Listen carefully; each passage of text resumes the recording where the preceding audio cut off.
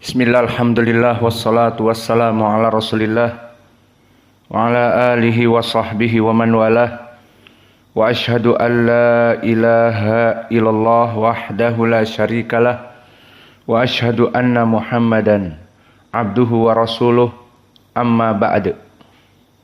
Alhamdulillah, pada kesempatan hari ini, hari Rabu malam Kamis 30 April 2025, kita lanjutkan kajian di Fakultas Ilmi Raqaiq dari Kelembutan Hati dari kitab Riyadhus Shalihin, yang mana pada kesempatan hari ini kita masuk kepada hadis yang ke-16.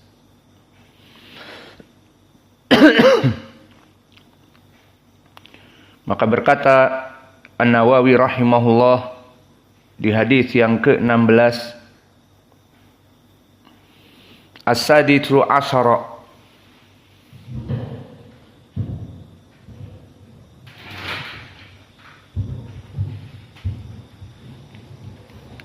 qala An-Nawawi rahimahullahu taala, As-Sadisa Asyara, hadis yang ke-16, hadis number 16. An Abi Mas'udin Uqbata ibni Amrin al-Ansari al-Badriyi radhiyallahu anhu qala lama nazalat ayatus sadaqah kunna nuhamilu ala duhurina faja'a rajulun fatasaddaqa bi syai'in katsir faqalu mura'in wa ja'a rajulun akhar fatasaddaqa bi sa'in faqalu innallaha lagoniyun an sa'hada. Fanazalat al-ayah alladina yalmizuna al-mutawwi'ina minal mu'minina fis sadaqat walladina la yajiduna illa juhdahum. Muttafaqun alaih. Maka hadis ini diriwayatkan oleh Imam Al-Bukhari dan Muslim, maka dinamakan muttafaqun alaih.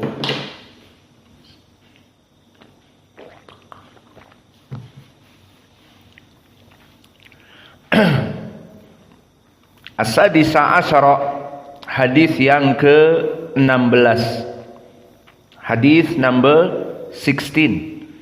An Abi Mas'ud Uqbata ibni Amr al-Ansari al-Badri, Abu Mas'ud Uqbah ibni Amr al-Ansari radhiyallahu anhu said, maka berkata Abi Mas'ud Uqbah ibnu Amr, seorang dari Ansar, dan dia orang yang berperang Badr bersama Nabi. Lama nazalat ayah as-sadaqah, when the ayah enjoining sadaqah or charity with or was revealed, maka di saat turun ayat tentang permasalahan sedekah, dan ayat tentang permasalahan sedekah banyak di berbagai surat. Di antaranya wa anfiqu mimma razaqnakum min qabli an ya'tiya yaumun la bai'un fihi wala khullah, di Al-Baqarah dan yang lainnya. Yang maknanya wa anfiqu, bersedekahlah. Dan makna sedekah di sini bisa wajib dan bisa mustahab. Maka apa makna sedekah? Sedekah adalah diambil dari sidq, maknanya membenarkan apa dari Allah dan Rasulnya. Lalu membenarkannya ini dengan apa? Dengan mengeluarkan sebagian harta. Bukti pembenaran beragama Islam, bukti pembenaran beriman kepada Allah dan Rasulnya, syariti. Maka memberikan sedekah, dinamakan sedekah dari sidq. Benar aku beriman kepada Allah, maka uang yang aku punyai untuk kehidupanku, kehidupan anak istriku, namun terasa lebih, aku sumbangkan untuk fisabilillah, untuk membeli token listrik, untuk membeli demikian dan demikian untuk dakwah, untuk membeli beras, dimakan bersama, berdakwah bersama dan seterusnya misalnya. Maka ini dinamakan dengan sedekah diambil dari sidq, membenarkan agama Islam, membenarkan ajaran Allah dan Rasulnya. Maka dinamakan sedekah pembuktian dari harta. Nih, aku beriman kepada Allah, aku berikan hartaku, aku luangkan hartaku untuk Allah dan Rasulnya. Itu makna dari sedekah. Lama nazalat ayat sedekah, dan ayat sedekah tadi kami sebutkan banyak.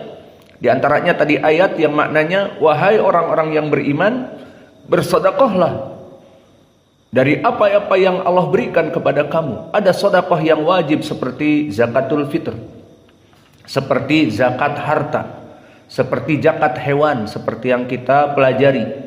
Yang mempunyai unta di atas 40 harus mengeluarkan 1. Yang mempunyai sapi, yang mempunyai domba, dan seterusnya. Afwan, yang mempunyai domba 40 maka harus mengeluarkan 1, dan seterusnya. Maka di sini contoh-contoh zakat yang wajib. Jika hartanya sudah mencapai demikian dan demikian, 1 tahun berjalan dan hartanya di atas dari nisab, maka wajib mengeluarkan zakat. Ini zakah-zakah yang wajib. Adapun zakah yang diinginkan, sedekah yang mustahabah, berinfak kepada para penuntut ilmu, berinfak untuk masjid, berinfak untuk mobilisasi dakwah dan operasional dakwah misalnya, dan seterusnya. Maka banyak sekali dari sedekah-sedekah yang bukan wajib. Maka di sini lama nazalat ayat sedekah, kunna nuhamilu ala duhurina. Abu Mas'ud Uqbah ibn Amir said, when the ayah enjoining sedekah charity was revealed, we used to carry loads of our bags to earn something that we called give away in charity. Maka di saat turun ayat-ayat sedekah, maka kata para sahabat, di antaranya Uqbah ibnu Amr, aku dan yang lainnya para sahabat, di saat turun ayat ini, kunna nuhamilu ala duhurina, maka kami memanggul apa yang bisa kami berikan bersedekah kepada dakwah di zaman Nabi. Maka ada yang membawa sekarung dari gandum, sekarung, 2 karung, dan bahkan ada yang memberikan harta-harta yang banyak dari unta-unta dan kuda-kuda dan yang lainnya. Maka ini di zaman itu, di saat turun dari ayat Al-Quran, maka para sahabat mempraktekannya.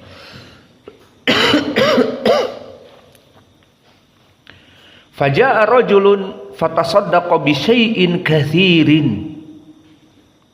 Maka pada saat itu datang seseorang yang membawa harta yang banyak. Berbeda dengan para sahabat yang memanggul tadi, memanggul sekarung gandum, sekarung tamar, kurma, dan yang lainnya. Maka faja'a rajulun fatasaddaqa bi syai'in katsir. So one person presented a considerable amount for charity. Maka orang ini datang dengan harta yang banyak. Faqalu, so they said, whose they? Al-munafikun. Maka di saat ada orang yang menginfakkan hartanya untuk agama Islam, untuk Nabi dan untuk Allah dengan harta yang banyak di depan manusia, karena turun ayat sedekah langsung dipraktekkan. Maka diriwayatkan oleh Uqbah ibnu Amr, dia hanya membawa sekarung apa yang biasa-biasa saja.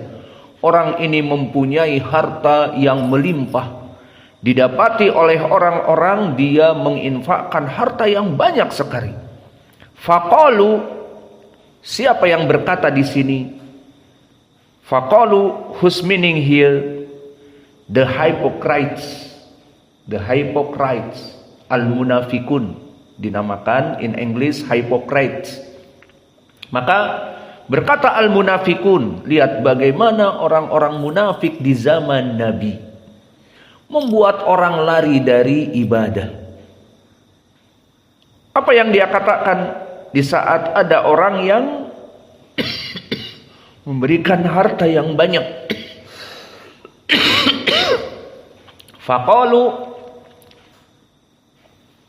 mura'in, maka dikatakan orang ini ria. Lihat, bawa semua hartanya di depan Nabi dan di depan kaum muslimin. Apa yang dia inginkan? Pengen pamer, pengen dilihat oleh orang lain, pengen disebut dia dermawannya kaum muslimin. Maka itu yang diinginkan di dalam permasalahan ini. Faqalu mura'in. So the hypocrite said, he has done into sow. He has done into sow. Dia menginfakkan untuk dilihat, pamer, disebut orang, Masya Allah. Ini pekerjaan orang munafik.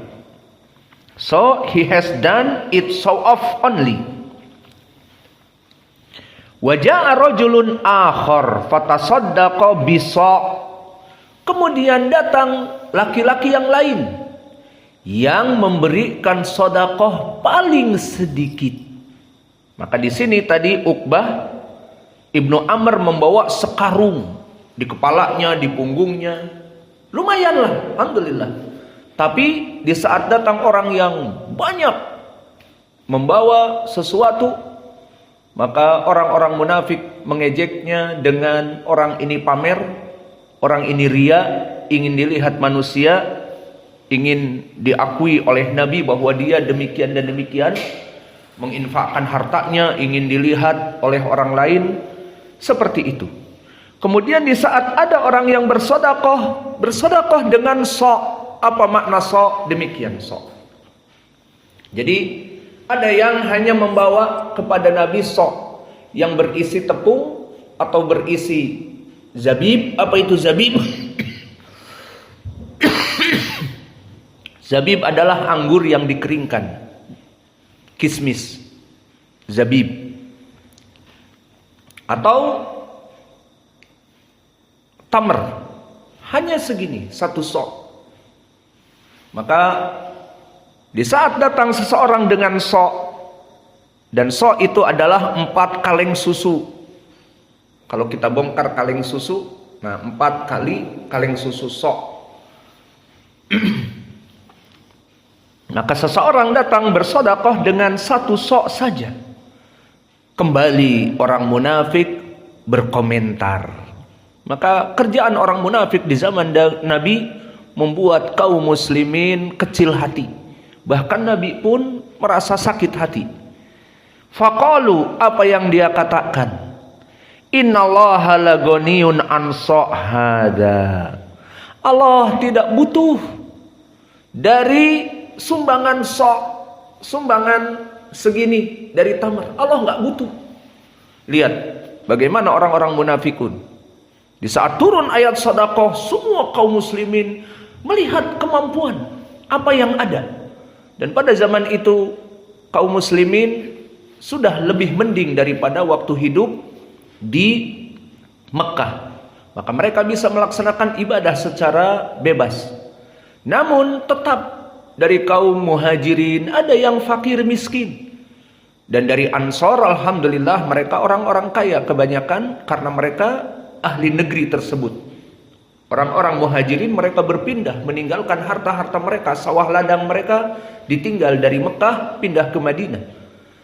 Kesimpulannya, setiap manusia berbeda rezekinya.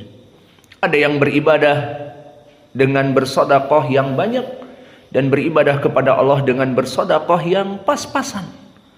Namun orang munafik pekerjaannya hanya komentar, hanya mentaklik, hanya memberikan ucapan-ucapan yang membuat kaum muslimin menjadi sakit hati. Ada yang banyak menyumbang disebutkan Allah pamer ria. Ada yang pas-pasan apa yang di rumahnya ada dia bawa, dan mungkin anak istrinya tidak makan. Dibawa ke Nabi dengan satu sok tamr, diejeknya. Allah nggak butuh kepada sumbangan seperti itu. Maka ini pekerjaan dari orang-orang munafik. Innallaha laghaniyun anhu hada. So the hypocrite say, when another one gave away a few sok of dates, and they said, the hypocrites, Allah doesn't stand in need of this person dates because something small. So what after this? Fanazalatil ayah. Allah menurunkan ayat Al-Quran di dalam surat Taubah ini, yang mana Allah berfirman, alladzina yalmizuna almutawwi'ina minal mu'minina fis sadaqat walladzina la yajiduna illa juhdahum. Yang maknanya, maka mereka orang-orang yang yalmizuna al-mutawwi'in, makna yalmizun mengejek, berarti kepada siapa ayat ini? Kepada orang-orang munafik. Maka mereka orang-orang munafik yang mengejek al-mutawwi'in, orang-orang yang menginfakkan hartanya, minal mu'minin, dari orang-orang mukminin, fis shadaqat, di saat mereka mengeluarkan harta dari apa yang mereka punya, walladzina la yajiduna illa juhdahum, dan di antara mereka tidak mempunyai apa-apa kecuali yang mereka berikan, apa yang ada di rumahnya diberikan karena turun ayat-ayat sedekah. Maka lihat di sini, kaum muslimin turun ayat tentang apa saja laksanakan seperti itu. Maka apa yang dia punyai dari sok tamr, maka mungkin dia sisakan di rumahnya sekeranjang tamr, dia berikan sedekah untuk dimakan yang lainnya dengan keluarganya. Maka orang-orang munafikin mengejeknya. So this ayah turun kepada orang-orang munafikin. It was revealed ayah alladzina yalmizuna almutawwi'ina minal mu'minina fis shadaqat walladzina la yajiduna illa juhdahum. The meaning is, those who defame such of the believers who give charity in Allah cause voluntarily, and such who could not find to give charity in Allah cause except what is available to them. So this ayah talking about them, about whose? About al-munafikun. Maka ayat ini barakallahu fikum turun kepada orang-orang munafikun. Maka subhanallah, pada zaman itu semua orang berhati-hati dalam berbuat dan bertindak, terutama para sahabat, karena apa yang diperbuat oleh mereka bisa jadi diturunkan oleh Allah ayat atas mereka. So what is the point? What is the point from this hadith barakallahu fikum? Mana yang menjadi poin bab mujahadah? Maka yang menjadi poin from this hadith, Nabi Muhammad when talking about sedekah charity, di saat Nabi diturunkan ayat tentang sedekah dan berbicara tentang permasalahan sedekah, maka di sini kaum muslimin melaksanakan al-mujahadah dengan apa? Kunna nuhamilu ala duhurina, maka kami membawa semua apa yang mampu kami berikan untuk bersedekah, kami berikan kepada Nabi. Ini poin mujahadah, poin bersungguh-sungguh dalam beramal soleh, dan di sini masuk kepada sedekah. Adapun di pelajaran duhur yang kalian udur tidak bisa menghafal hadisnya dengan alasan panjang, itu kisahnya berbicara mujahadah tentang apa? Bermujahadah dalam berjihad, di mana dia berjihad, siapa namanya? Anas ibnu Nadhr, di perang Uhud, di mana dia mengatakan kepada sahabat Sa'ad ibnu Mu'ad, wahai Sa'ad, al-jannah al-jannah, surga surga wahai Sa'ad, laqad syamamtu rihatul jannah min kibali Uhud, aku telah mencium surga itu dekat sekali dengan Uhud. Maka dia bergegas berperang Uhud bersama Nabi, dan pada saat itu Nabi dalam keadaan terkurung, terkepung dengan pasukan kuda Khalid ibnul Walid. Maka tombak diacungkan kepada Nabi, ditusukkan kepada Nabi, dia yang menghalangi, dan para sahabat yang lain banyak. Di saat parang dan pedang ditebaskan, dia yang menghalangi Nabi. Dan di saat busur-busur panah diarahkan sniper kepada Nabi, maka dia yang menghalangi Nabi. Maka disebutkan di dalam hadis, Anas mengatakan tidaklah dihitung oleh para sahabat bahwa dia mempunyai luka 80 lebih dari tusukan. Terlihat di badannya, tangannya terpotong, tangannya tertusuk, kakinya, pahanya, dan perutnya, dan mukanya, dan lehernya, dan yang lainnya. Dihitung oleh para sahabat 80, antara 83 sampai 89 tusukan, baik dari pedang ataupun tusukan tombak, ataupun bahkan dari panah-panah yang masih ada di tubuhnya.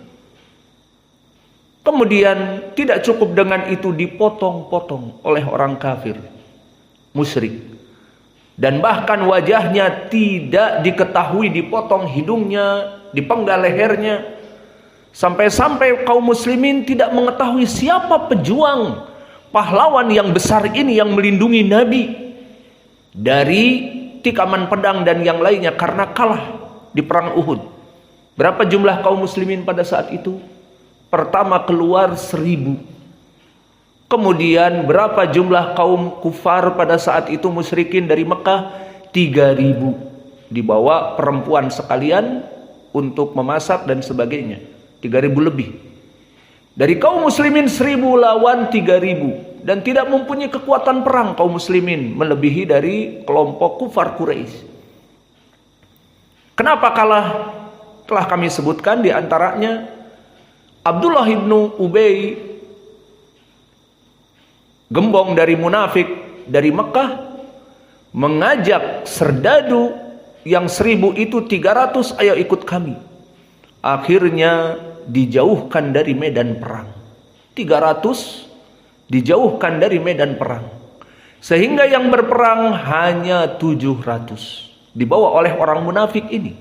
Maka orang munafik, kesimpulannya, di zaman dulu sangat merepotkan Nabi. Seperti Abdullah ibnu Ubay, dia membawa pasukan 300 yang harusnya berperang di perang Uhud, dibawa sehingga tidak berperang. Di bawah komandonya dia, orang-orang munafik ini, sehingga hanya 700 melawan 3000. Dan tadinya mau menang, namun menyelisihi Nabi dari para sahabat, di mana Nabi mengatakan kepada para sniper dari pasukan panah yang berada di bukit Rimah, bukit yang tinggi. Nabi tahu bahwa bukit ini melindungi Nabi dari arah para kavaleri Khalid ibnul Walid untuk merengsek dari belakang. Karena ada pasukan sniper itu 50 orang, Khalid ibnul Walid dengan pasukan berkudanya, jika mau merengsek Nabi dari belakang, mereka akan terkena panah-panah yang dipimpin oleh Sa'ad ibnu Abi Waqqas. Maka Nabi mewanti-wanti, please jangan turun dari bukit, siap tempur. Meskipun kalian melihat apa yang terjadi, jangan turun. Kecuali jika selesai perang. Ma'ruf, selesai perang, Nabi pun turun, semua selesai. Qadarullah, di awal perang Hamzah dan para serdadu kaum muslimin diberikan kemenangan atas iman mereka. Meskipun 700 lawan 3000. Lihat bagaimana jumlah. Namun jumlah account is not point. Jumlah tidak menjadi poin, yang menjadi poin iman. Mereka beriman kepada siapa? Kepada Lat, Uzza, Manah dan Hubal yang tidak mampu memberikan apa-apa. Nabi Muhammad beserta para sahabat beriman kepada Allah yang maha kuat balasannya. Maka akhirnya di awal peperangan kaum kufar lari, 3000 ini tunggang langgang lawan 700. Subhanallah. Pada saat itu tidak terdapat dosa-dosa. Akhirnya Allah jayakan. Maka terus direngsek, kaum kufar melarikan diri. Yang pasukan yang biasa di depan, artileri, maka yang berjalan itu kalah. Dan Khalid ibn Walid pasukan berkuda menunggu dan tahu dia tidak bisa masuk. Berani mereka masuk ke celah bukit, ditembaki dari atas sniper, panah-panah Sa'ad ibn Abi Waqqas beserta 50 yang lainnya. Maka tidak bisa hanya menunggu melihat bagaimana pasukan artileri yang di depan digasak oleh pasukan kaum muslimin. Akhirnya mereka lari tunggang langgang dan meninggalkan senjata mereka agar ringan, baju Kevlar mereka dibuka, baju besi mereka dibuka, apa saja pedang dan yang lainnya dilempar, kuda-kuda pun ditinggalkan begitu saja, dan peralatan makanan minuman ini dinamakan ghanimah, rampasan perang. Maka akhirnya di saat kaum muslimin mengejar musyrikin dan mereka lari tunggang langgang melepaskan pakaian-pakaian mereka dan meninggalkan ghanimah, maka orang-orang yang di atas bukit melihat al-ghanimatul ghanimah. Ada ghanimah, dibiarkan begitu saja. Maka di sini qadarullah ma syafa'al. Allah yang menciptakan manusia dan perbuatannya, dan dijadikanlah ini dosa. Maka mereka akhirnya turun, tidak mendengar ucapan Nabi. Disebutkan di beberapa riwayat Sa'ad ibn Abi Waqqas yang menjadi pemimpin, jangan turun. Kata yang lain, al-ghanimatul ghanimah, kita biarkan ghanimah begitu saja. Dipikir mungkin perang sudah selesai. Karena kata Nabi, jangan turun apapun yang terjadi kecuali jika telah selesai perang. Maka dipikir mungkin seperti itu. Wallahu a'lam apa yang terjadi. Yang jelas karena perbuatan dosa ini Allah mengubah dari kejayaan, dari kemenangan menjadi kekalahan dan kehancuran. Bagaimana kekalahan dan kehancuran? Ini jihad. Kalau misalnya permainan sesuatu kalah, ya kalah. Paling seperti judi, uang hilang, selesai. Ini jihad, maknanya kalah ya mati. Akhirnya kaum muslimin meninggal 70 orang. Dari kaum musyrikin hanya 30 orang. Padahal tadinya kalah. Lalu bagaimana?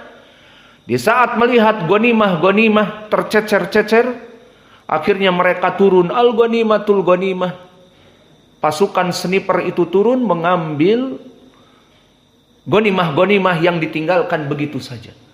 Di sini Khalid ibnul Walid, kecerdasannya, di mana dia pemimpin pasukan berkuda, melihat ini ada kesempatan emas. Dan Khalid ibn Walid pada saat itu bukan dilaqabi dengan Saifullah, pedang Allah. Justru pedangnya pada saat itu untuk Lat, Uzza dan Manat dan Hubal. Bahkan pedangnya membantai leher-leher kaum muslimin, terhunus kepada kaum muslimin. Belum Saifullah, belum menjadi pahlawan kaum muslimin. Namun ini menunjukkan bahwa Allah yang membolak-balik hati.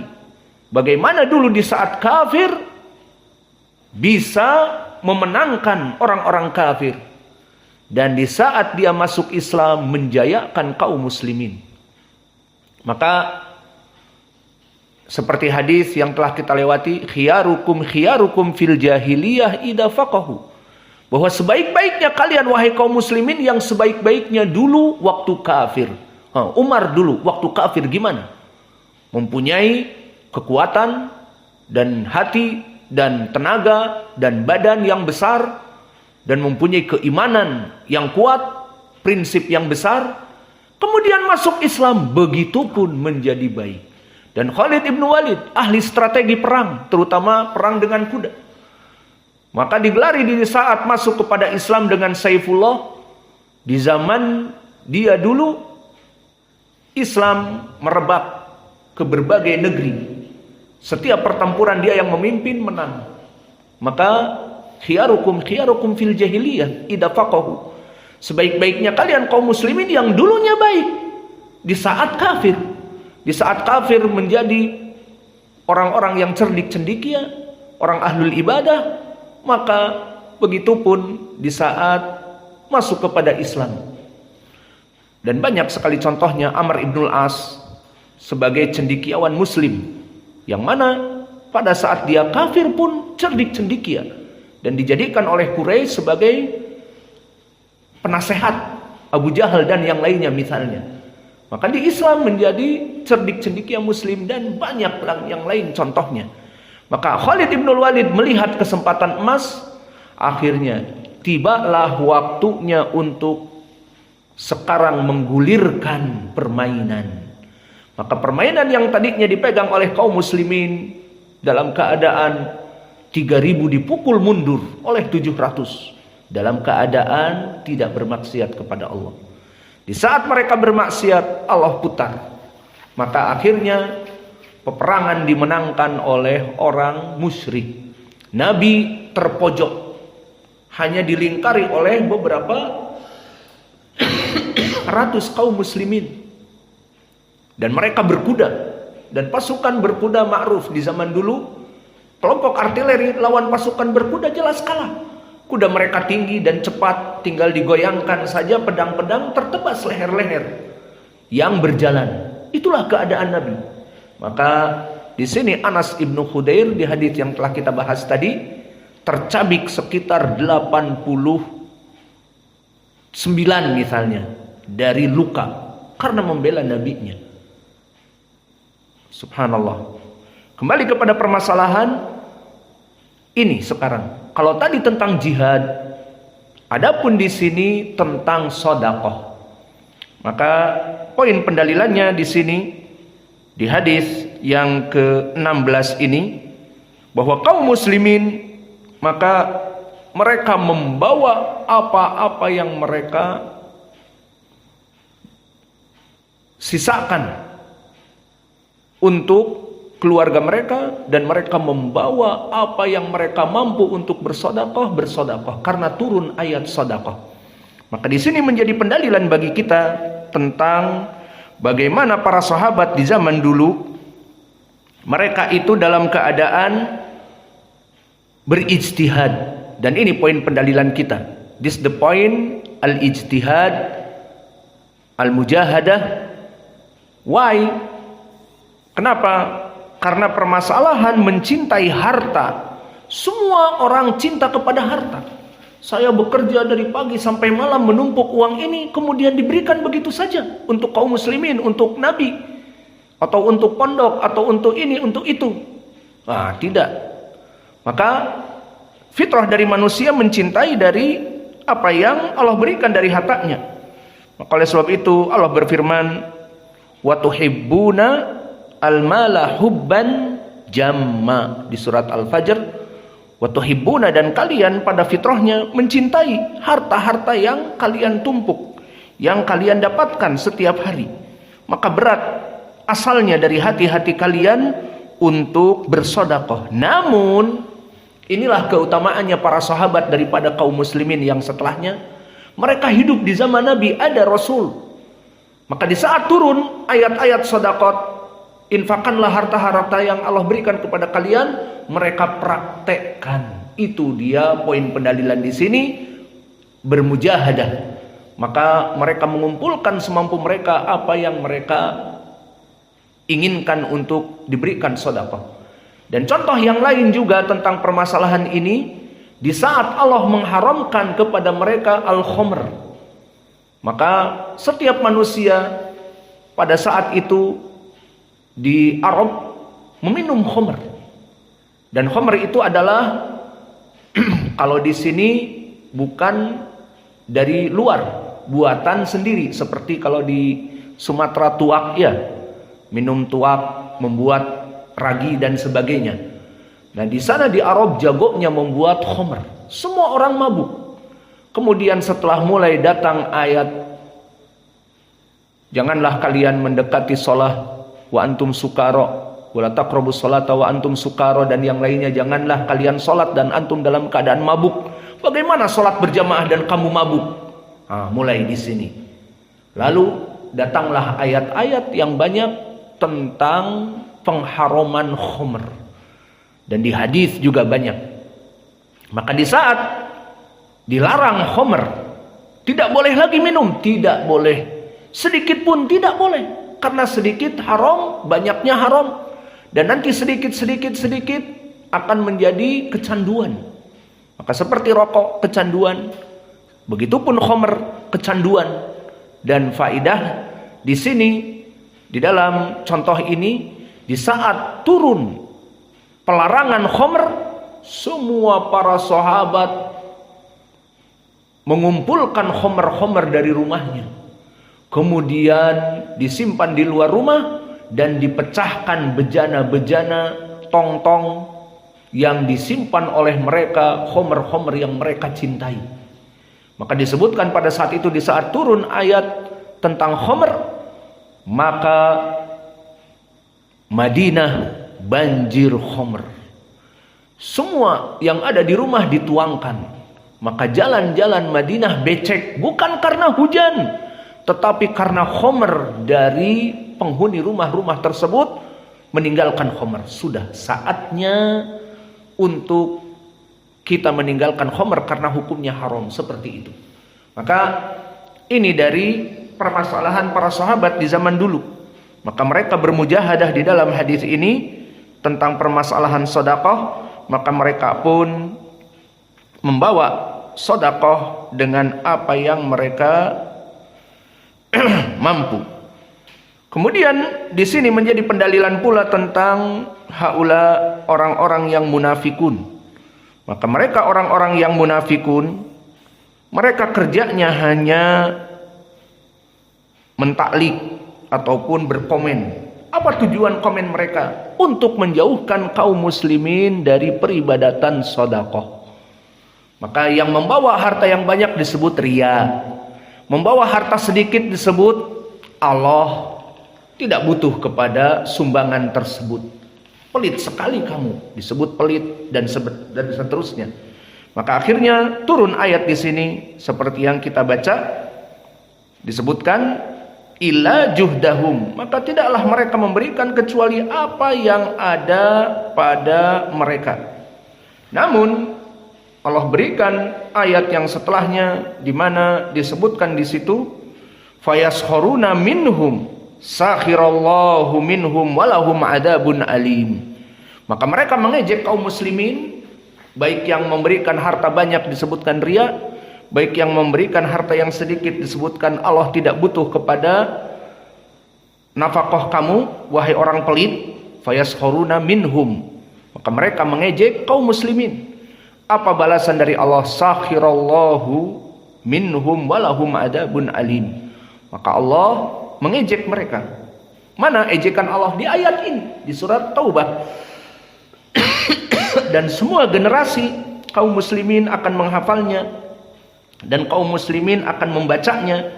Maka membaca ejekan Allah kepada mereka. Mereka mengejek dan mereka telah mati, dan telah terjadi ejekan ini 1400 tahun yang lalu. Kita tidak tahu bahwa kelompok munafikin mengejek mereka. Dari mana tahu? Dari hadis ini dan dari ayat ini.